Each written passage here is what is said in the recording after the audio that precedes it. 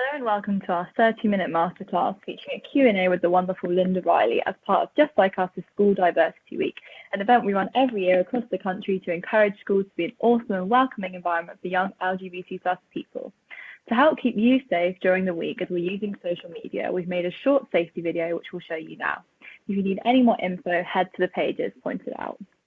Hello, we hope you're enjoying loads of interesting activities for School Diversity Week. Millions of young people are a part of this and you must keep safe online. So as part of this, we are moderating and disabling public comments you might make on our social media so we can protect your identities.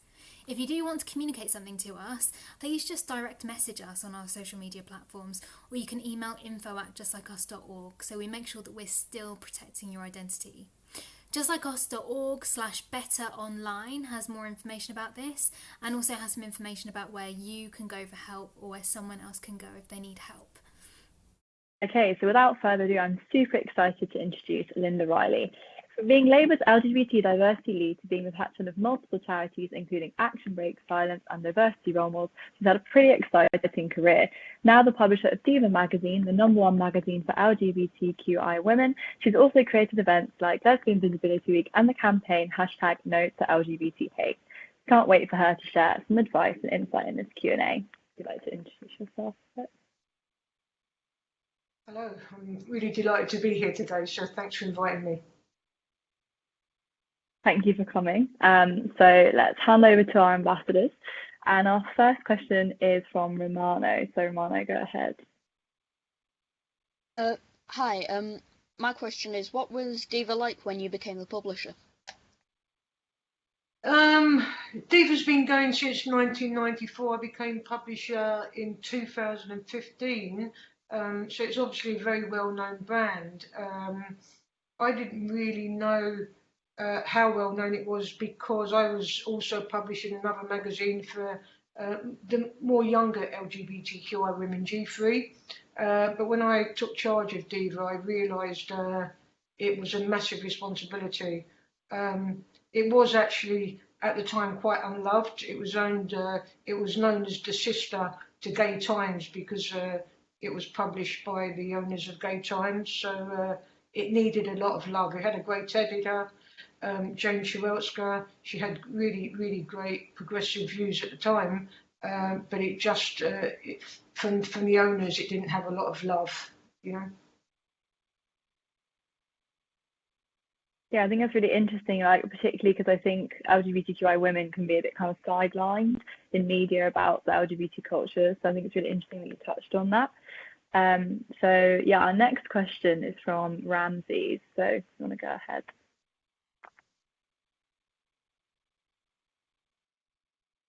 Hi, so my question is, how have you changed the magazine since you've been there? I've changed it. When I took over, it was a magazine for lesbian and bisexual women. It's now a magazine for LGBTQI women, and basically that was a big change because by saying that we made it ensured that it was more inclusive. We also made it a brand. So whereas it was just a magazine when I first took it over, it's now a brand. It's the voice for LGBTQI women. We do lots of events. We obviously started Lesbian Visibility Week this year. We did the DIVA Music Festival. We started the DIVA Awards. So over the last 5 years, I think this anyway, it's become more of a brand and people respect it more because it's doing a lot more. Yeah, awesome. Yeah, Lesbian Visibility Week has been such an exciting event, particularly because we kind of didn't have that much that was out there like that before. So that's really cool. I love that it's kind of grown from media to being something that's the brand and kind of a whole culture around it. So next, asking a question, we've got Pinder. So if you want to come in, ask that. Hi. I love that you've talked a little bit about what you've done and that the brand is growing so far. But my question is, what are your next plans for DIVA? I've always got so many plans. Obviously, COVID has held them up a little bit, but we've managed to adapt. We've got on July the 11th, we're doing a one-day virtual festival, DIVA Pride. So that's one thing we're doing. And the other thing, we talked about Lesbian Visibility Week. We really want to grow that. We want to grow that globally, because what we did was there was originally a Lesbian Visibility Day, and I looked at it and I was like, why have women only got one day when other people are celebrating LGBT History Month and stuff? So basically, the way to do that for people to know, it wasn't like, oh, I just said, oh, let's have a week, and we had a week, lo and behold, it was, you have to go, you talk to organisations such as Stonewall, Diversity Role Models, obviously yourselves, and lots of different organisations, GLAD in the USA to make it global. And what is key, if there's anybody watching that wants to really do something, is instead of just going out and doing it, is to talk and collaborate with LGBTQ organisations and get their support, because when you then announce it, everybody is like, this is wonderful, because they all feel included, which is key.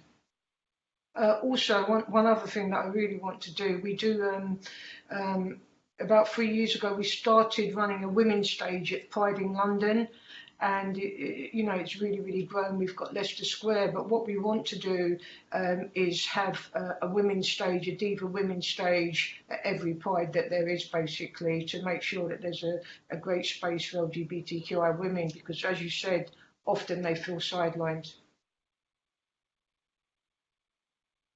Yeah, it's super cool. So many cool things in the works there. Yeah, it's really nice to have more of a kind of variety of stages and things at Pride that kind of bring every part of the LGBTQ acronym out. Yeah, so our next question is from Siraj, I think. So yeah. Hi Linda, hope you're well. My question is, as a man, can I read DIVA Magazine as well?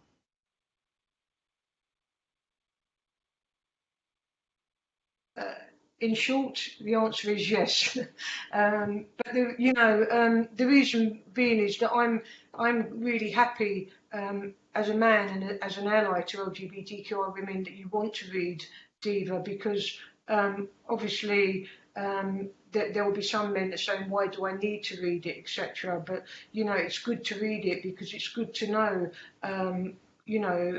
what the voice of LGBTQI women are saying. It's like, for example, just as an example, I as a white ally go to UK Black Pride, because I want to be there supporting as an ally, and it would be, I wouldn't want to say as a white woman should I come along, because obviously I am invited, and it's the same for DIVA.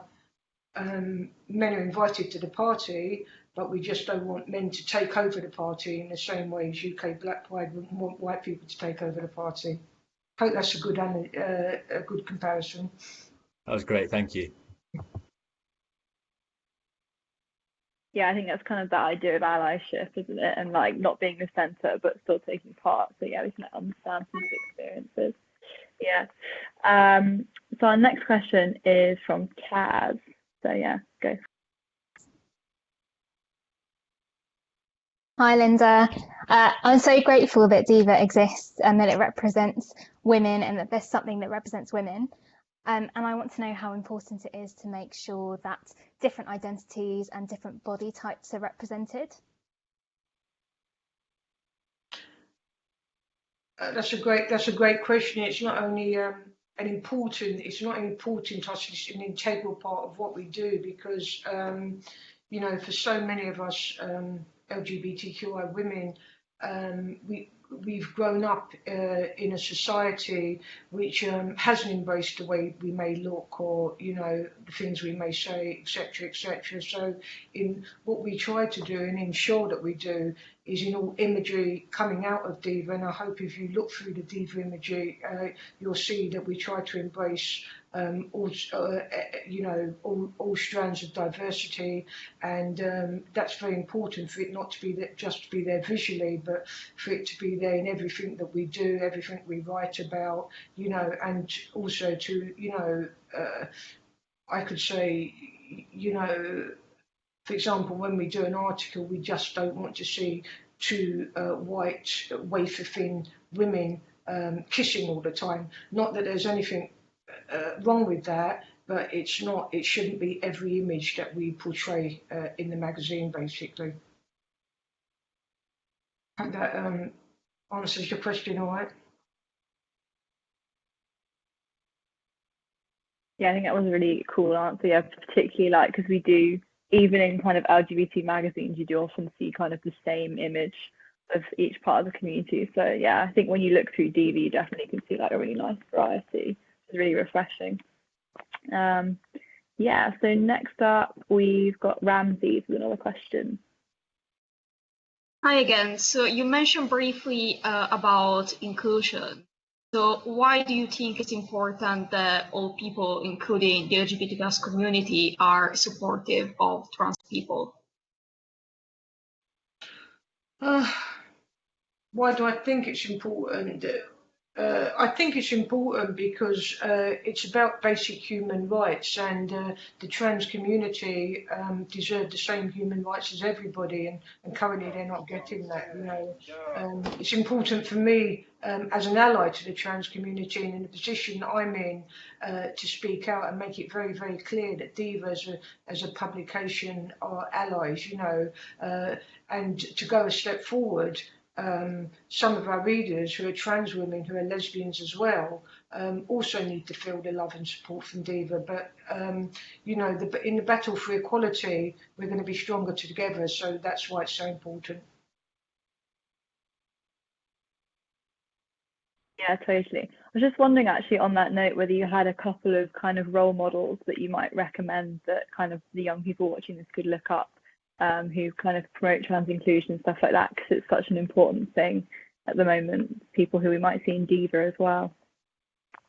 Yeah, I mean, are you talking about celebrity role models and also cis role models? And when I say cis, I'm obviously talking about women that were born into a female biological body. So what kind of role models are you asking about? Kind of maybe both, just like people who are really passionate about trans inclusion, like DIVA is, either cis or trans women. Yeah, I mean they're great. Obviously Ruth Hunt, who's now Baroness, the former head of Stonewall, CEO of Stonewall, was a fantastic trans ally. I think when she started at Stonewall were an LGBT organisation, and she lobbied to have the T, so she did fantastic work. Also, there are a lot of cis lesbians who are not maybe celebrity, but they're working in the LGBTQI community, like the co-chair of London Pride in London, I always get that wrong, Alison Camp, she's fantastic. There's Lisa Power, who started an organisation. Actually, she was one of the founders of Stonewall 30 years ago. She's a cis lesbian. So there are quite a few cis lesbians who are supporting the trans community. The problem is that basically on social media nowadays, often when you're supporting the trans community, and there is a very tiny fraction of cis lesbians, a very tiny fraction that are quite vocal, it's important that we as cis lesbians do speak up, because it's otherwise the people, the small minority, are becoming the voice that's more heardable, more the word has gone from my mind. More visible. Yeah, totally. Yeah, cool. So we'll go on to the next question, which is from Hinder.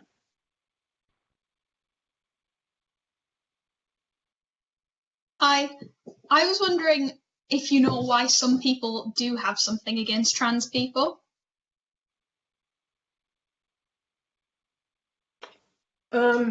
I don't really know why, because you can't really see into how people are thinking. I can only talk for people that I've experienced personally. I think there's like a fear for some cis lesbians.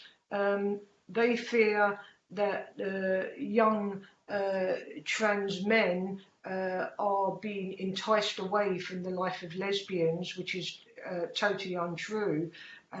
You know, I think so. It's really a fear. It reminds me very much of when I was young, a young lesbian, and the straight community, as we would call them then, were very antagonistic, name calling towards the gay community. And it was because they didn't understand, and it was the fear. So if I had to put two words to it, it would be understanding and fear of the unknown. So fear.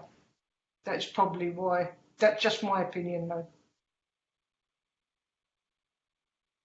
Yeah, I think that's definitely true. Definitely kind of fear of the unknown and misunderstanding. That's kind of definitely what we try and combat as well, just like us through education, to kind of dispel the awful misunderstanding that there is. So the next question is from Georgie. So go ahead. Hi, Linda. My question, in line with what you were saying about the importance of cisgendered people sort of looking out for our trans friends, is how can I be a better ally for trans people?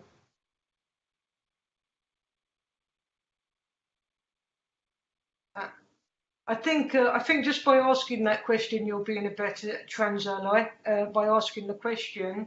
I think is one thing I would say. I mean, I often I do ask a lot.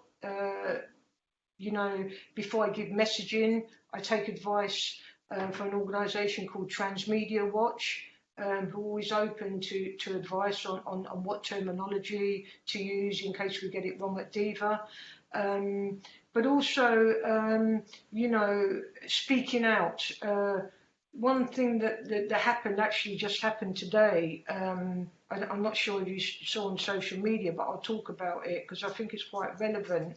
I got woken up this morning by lots of direct messages saying you must tweet. Not you must, but can you tweet with the hashtag not in my name, which was a hashtag to talk out against Liz Truss. I don't know if you know, but Liz Truss has put some stops on proposed changes to the Gender Recognition Act, which are quite complicated to go into. But in a nutshell, people were asking allies of the trans community to tweet a message of support to the trans community with the hashtag not in my name to show support. Now, that actually trended. As I got off the phone earlier, it was trending, and that is just one way to be very, very vocal and to help, and also to ask advice on what you can do if you see injustices. Ask people. It's all a learning experience. I, as a cis lesbian, I'm still learning, and sometimes I get it wrong, but it's about learning continually. Doesn't matter your age. Yeah, that's such a great answer. Yeah, I tweeted that hashtag this morning. And I think it's amazing how such a small action can be so powerful, because it's just created such a nice kind of community feeling and such a feeling of support for trans people who are obviously really struggling with the news at the moment. I think that was a really great answer. And it's such an easy thing to do, that we all use social media, and we can all be supportive in that way. So we have another question from Romano. So I'm going to pop back on. Hi, first of all, as a trans guy, I just want to say thank you for sending that tweet out. It does mean a lot. But my question is that, do you think that children are being taught about being LGBT more than when you were in school?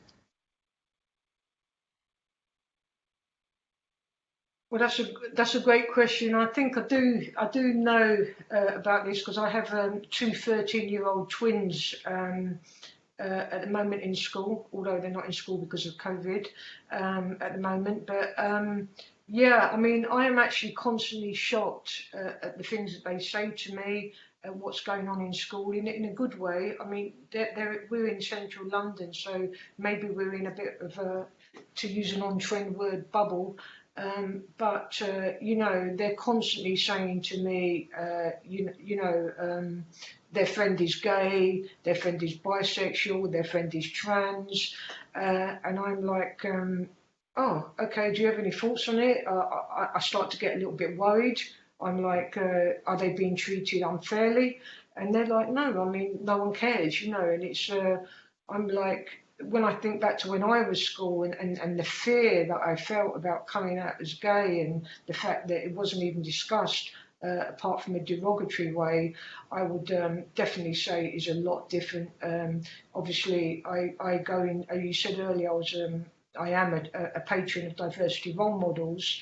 I actually go into schools to talk to secondary age children about what's going on in schools, and I'm not saying that it's fantastic in all schools, but what I've learned from that is going into being able to, number one, allowed to even go into a school and talk in this way, and to be able to educate and debate why certain words are derogatory. It really changes people's minds, and I'm just like, it gives me great hope for the future, the things that I'm seeing in a big way. So yes, I think it has changed, and 1,000,000% for the better for my age. Super hopeful to hear. Hmm. Yeah, definitely. And yeah, I mean, we go into school as part of Just Like Us, and it's definitely like, even the difference from when we were at school is amazing. And people are so much more open-minded, which is just really lovely to see. Yeah, so we've got one more question from Siraj again to end the Q&A section. Hi again. We kind of talked about it just then, but what difference can any one person make in the world? But maybe starting a bit smaller scale, what kind of difference can a student make in a school? Is the student LGBTQ or an ally? Any student, I guess. I guess it's, Okay. yeah. Yeah, I'm just trying to see it from a perspective, because that reflects my answer. But Yeah. I would say a student, I would say being able to speak out is very, very important, you know, and to not be afraid. Now, I can say that quite easily sitting here. But you know, I think it's very, very important that people are encouraged to speak out. Even my children, who, you know, I don't know what their sexuality is at the moment, they don't know. But it's, for example, if one of their friends was to come out and they saw the friend having problems, I would say, I would expect them and hope that they would speak out against any sort of I would say oppression. I'm not sure that's the word. Adversity. You know, I think it's very, very important that people need to realise that one lone voice can change the minds of so many. You know, especially if we keep reinforcing the messaging. You know, and because a great example is when before, and I don't think they're saying it so much, you know, when people would say stuff like, your shoes are so gay, you know, one person to explain to that person why it's wrong to say that, you know, it changes the hearts and minds of so many. So speaking out against injustice. Cool. Yeah, so true. Just like making your voice heard, because yeah, one voice just makes such a difference. Just to know that you've got at least a few allies if you're a young LGBT plus person, so important. Yeah, so I think that's all the questions for now. So I don't know if you have any sort of last closing words to leave with young people watching this. Yeah, I would say I hope that my words have given you encouragement, you know, to speak out if you see injustice. I say, when you look at me now as a publisher of DIVA Magazine, remember I wasn't always sitting here with this, you know, this role. I came out very young as gay. I was made homeless because my mum didn't accept that. And it was a really, really difficult ride. And, you know, when you're in that situation, you don't see hope for the future. But I will hope that me sitting here, you know, 30, 40 years later, saying that was me and this is me now, that it's never as bad as it may feel, you know, at the time coming out, and that there's great life ahead. I've got 2 wonderful children and I'm very, very happy. And I would not have imagined that when I was at school, you know, crying and being so afraid to come out. I think it's really important. That's so wonderful. That's such an inspiring last few words. That's definitely touched me. Yeah. So thank you so much for sharing your story. It's been really, really inspirational, and you've given us some amazing advice. So yeah, thank you so much for giving up your time. And everyone watching this, check out the Just Like Us website for more resources on the stuff that we're doing on School Diversity Week. And we hope to see you in some more of our masterclasses soon. So thank you very much for watching. My pleasure. Bye-bye.